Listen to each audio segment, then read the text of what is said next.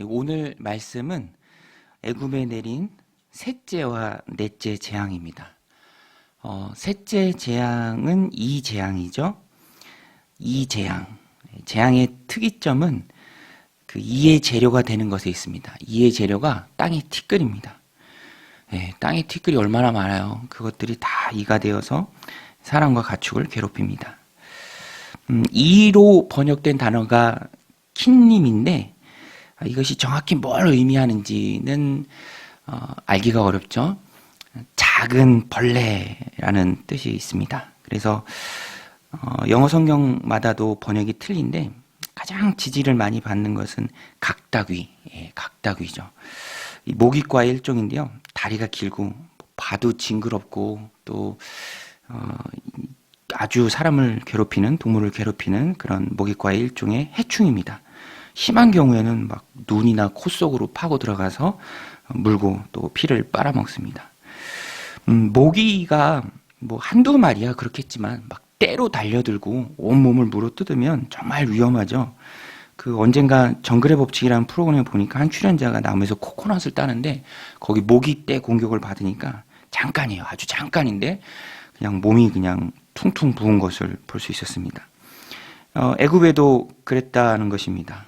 까맣고 또 아주 힘센 그런 모기가 달라들어도 무서운데 정말 이 각다귀 떼라고 하면 어마어마하게 많은 그 숫자가 애굽에 득실득실 했을 때 얼마나 큰 공포가 있었겠습니까?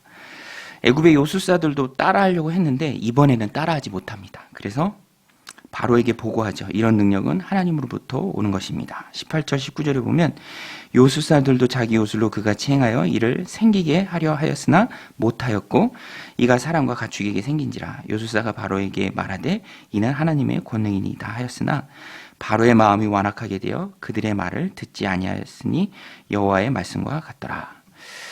요술사들이 보고했지만 바로는 그 보고에도 아랑곳하지 않았습니다. 고집을 부리죠. 마음을 강하게 하고 이스라엘 백성들을 보내지 않습니다. 요술사들이 흉내내지 못하는 것을 보면 또 그들이 하는 말을 들으면 그 하나님의 능력을 믿어야 할 터인데 그렇게 하지 못하고 마음을 더욱 강팍하게 한다는 것입니다. 믿을 만한 이유가 있으면 믿어야죠. 믿을 수밖에 없는 증거가 넘쳐나면 믿는 길로 나아가야 합니다. 그래도 안 믿고 고집을 부르면 다음 재앙이 있을 뿐이죠. 고집은 다음 재앙을 불러올 뿐입니다. 자기만 손해죠. 자기 나라만, 백성들만 고통당하고 고립될 뿐입니다. 고집 부릴수록 점점 더 고립되는 모습들이 많이 있죠. 북한 정권도 핵을 포기하면 또 정상 국가가 되고 백성들도 편할 텐데 계속 고집을 부립니다. 점점 더 고집을 부리면 점점 더 고립되고 또 더욱 힘들어진다는 것이죠. 바로도 마찬가지입니다. 계속 말을 안 듣고 고집을 부리면 더 큰 재앙만 불러올 뿐이라는 것입니다. 오늘 우리도 신앙생활을 하면서 열심을 내야 할 것은 믿음입니다. 하나님의 말씀을 꼭 붙드는 믿음이죠. 하나님의 능력을 믿는 믿음입니다. 반면에 나의 고집, 나의 생각, 나의 편견 그런 것들은 다 내려놓아야 합니다. 말씀이 분명하다면 내 고집을 내려놓고 믿음으로 나아가고 하나님 이끄시는 길로 담대하게 따라갈 수 있어야 한다는 것입니다. 베드로가 동료 어부들과 함께 밤이 맞도록 수고했지만 한 마리도 물고기를 못 잡았습니다. 그래도 주님이 깊은 데로 가서 그물을 던지라 라는 그 말씀에 순종했죠. 배에서 말씀 전하신 예수님을 베드로가 보니까 비범하신 분이고요. 그 말씀 가운데 하나님의 능력이 있음을 알았습니다. 믿을 만한 이유가 충분했고요. 그래서 믿음으로 나아갔고 그래서 놀라운 결과를 봤다라는 것입니다. 믿음은 내가 믿기로 결정하는 것입니다. 부족하지만 내가 믿기로 결정했을 때 하나님께서 그 부족한 부분을 다 채워주시죠. 그래서 내가 믿기로 결정하는 그 순간이 중요하고요. 그때 바로 신앙이 시작되는 것이죠. 바로는 그런 모습이 없습니다. 분명한 하나님의 능력을 눈으로 보고서도 마음을 완강하게 하고 믿음의 길로 나아오지 못하죠. 오늘의 이런 모습을 우리는 반면교사 삼아서 하나님의 말씀이 분명하고 그 증거가 넘친다면 우리는 그 하나님의 말씀을 믿고 나아갈 수 있어야 한다는 것입니다. 오늘 말씀을 기억하고 고집이 아니라 믿음으로 순종하는 복된 하루가 되시길 바랍니다. 이 재앙을 맞고도 고집 부린 바로 넷째 재앙이 바로 임합니다. 네 번째 재앙은 파리 재앙입니다. 예, 파리는 늘 보니까 괜찮은 것 같은데 이 파리가 해충이죠. 예, 여기저기 다 앉아서 병원군을 옮깁니다.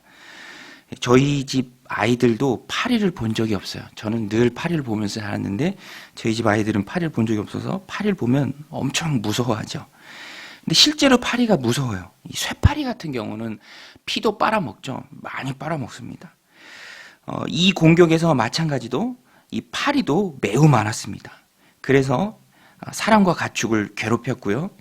파리로 말미암아 애굽 땅이 황폐해졌다라고 성경은 말하고 있습니다. 바로도 이번 재앙에는 겁을 덜컥 먹은 것 같습니다. 두려웠던 것 같아요. 그 파리가 가득한 모습이 얼마나 두렵습니까? 그래서 너무너무 두려워서 이번에는 먼저 제안을 하기도 합니다. 근데 이번 파리 재앙에서 특이점은 이스라엘 백성과 애굽 사람들 사이에 구별이 있었습니다. 이스라엘 백성이 거하는 고센 땅에는 재앙이 임하지 않았어요. 하나님께서 친히 그 땅 사이를 구별하셨기 때문입니다. 22절에 보면 그날에 나는 내 백성이 거주하는 고센 땅을 구별하여 그곳에는 파리가 없게 하리니 이로 말미암아 이 땅에서 내가 여호와인 줄을 내가 알게 될 것이니라. 내가 전능한 여호와인 것을 내 백성 이스라엘이 거하는 그 고센 땅과 일반 애굽 사이에는 구별을 두겠다. 애굽 땅에는 파리가 들끓지만 땅이 다 황폐하게 되지만 사람이나 가축이나 고통을 당하지만 고센 땅에는 파리가 한 마리도 없게 하겠다라고 하나님께서 말씀하십니다. 자신의 이름의 영광을 위해 택하신 백성을 보호하시는 분이 바로 하나님이시죠. 하나님의 보호가 하나님 백성을 재앙 중에 안전하게 지킨다라는 것입니다. 저는 이 말씀 보면서 현재 우리가 겪고 있는 전염병의 시간이 생각났습니다. 이 전염병의 시간도 아마 그 안에는 여러 가지 하나님의 뜻하신 마가 또 하나님이 뜻하신 의미가 있습니다. 하나님 백성된 우리 가운데는 그럼에도 불구하고 하나님의 보호가 있기를 위해서 우리는 늘 믿음으로 기도해야 합니다. 거리 두기도 중요하고요. 또 조심하는 것도 중요하고 백신도 중요하지만 그것보다 훨씬 더 중요한 것은 하나님이 지키시는 것이죠. 하나님이 지키고 보호해 주셔야 안전하다라는 것입니다. 시편 127편 1절에 보면 여호와께서 집을 세우지 아니하시면 세우는 자의 수고가 헛되며 여호와께서 성을 지키지 아니하시면 파수꾼의 깨어 있음이 헛되도다라고 말하고 있습니다. 그 배후에서 하나님이 하나님의 백성들을 지키고 구별해 주시고 보호해 주셔야 우리가 평안 가운데 거할 수 있다라는 것이죠. 오늘도 전능하신 하나님께서 은혜로 우리들을 붙들어 주시고 이 전염병의 시간 가운데서도 하나님의 백성들을 지켜주시기를 늘 기도하는 저 여러분들이 다 되시길 바랍니다. 오늘 말씀처럼 파리 때가 그 파리 재앙에서 이스라엘을 구별해 주셨던 것처럼 우리 하나님께서 은혜 부어주셔서 이 전염병의 시간 가운데서도 하나님의 백성된 우리를 눈동자처럼 지켜주실 줄로 믿습니다. 이 바울도 겁이 나서 이번에는 먼저 모세 아론에게 타협안을 제시합니다.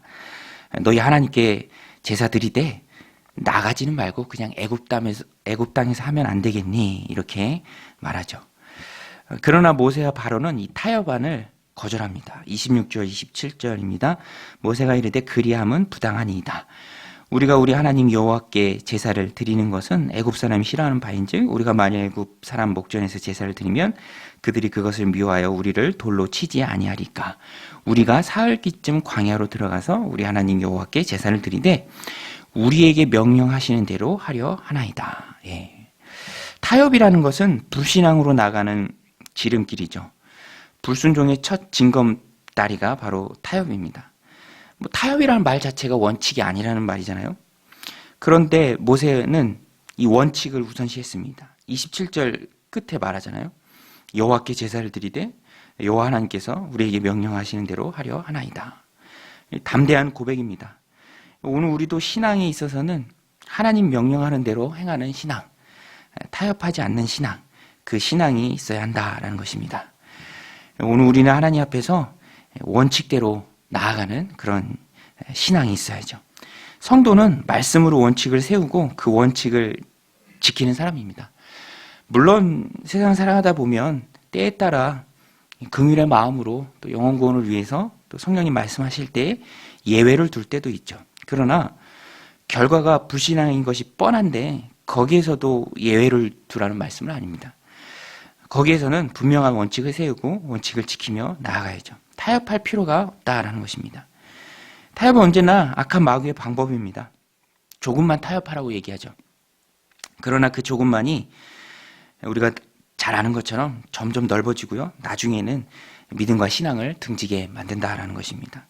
원칙이 무너지면 믿음도 무너지고요. 신앙도 무너지고 또 다 무너지게 됩니다. 이 열왕기서를 읽어보면 지속적으로 등장하는 말이 하나 있는데요.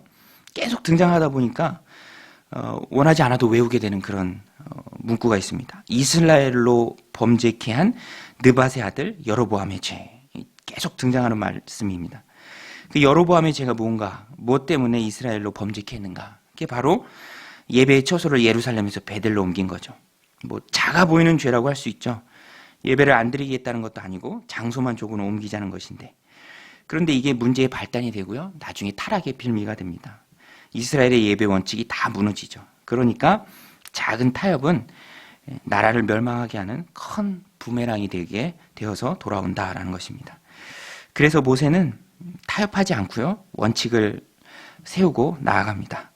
오늘 우리도 이 땅을 살아가면서 배워야 할 신앙의 좋은 원리입니다. 믿음과 신앙에 있어서 원칙을 세우고 그것을 지키고 나아가야 한다는 것입니다. 우리가 믿음의 원칙을 세우고 그것을 지키면 우리가 지키는 그 원칙이 나를 지킵니다. 나의 예배 생활을 지키고요. 또 나의 자녀들을 지키고 우리의 가정의 신앙생활을 지킨다라는 것입니다. 안 되면 안 하면 그만이죠. 원칙을 무너뜨릴 수는 없습니다.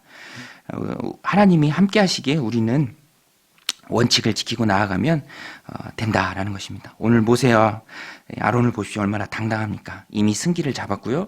하나님이 함께 하시면 믿었기에 반드시 출애굽을 할 것이라는 믿음이 있었기에 그런 바로의 타협 안에 거절합니다. 손잡을 필요가 없죠. 오늘 우리도 이 땅을 살아가면서 이 말씀 마음에 새기고 모세와 아론처럼 당당하게 믿음과 신학의 원칙을 지키고 세우고 또 그 원칙을 지키며 나아가는 우리 믿음의 백성들이 다 되시기를 주님의 이름으로 간절히 축원드립니다. 우리 같이 말씀을 붙들고 함께 기도할 때 하나님 말씀 믿고 순종하는 하루 되게 하여 주옵소서. 전염병의 시간 가운데 있는데 하나님 그 끝이 보입니다. 하나님 마지막까지 사랑하는 백성들, 하나님 우리의 자녀들, 이 거룩한 공동체 주님께서 지켜주옵소서. 그래서 어려움이 없게 하시고 전염병이 끝났을 때 정말 다시 한번 그리스도의 계절이 이 땅 가운데 찾아오게 하여 주옵소서. 복음이 힘있게 선포되게 하여 주옵소서. 또 믿음과 신앙에 타협은 없습니다. 안 되면 그만이고요. 또 안 되면 안 되는 것으로 끝날 뿐이지 거기에는 절대로 타협이 없습니다. 하나님 이 믿음 지킬 수 있는 용기를 우리 안에 부어 주옵소서. 그래서 악한 사단마귀의 타협 안에 넘어가지 않는 용기 백배에서 믿음으로 승리하는, 결국에는 최종 승리하는 믿음의 백성들 오늘 하루 되게 하여 주옵소서. 말씀 붙들고 기도하며 나가겠습니다. 하나님 아버지,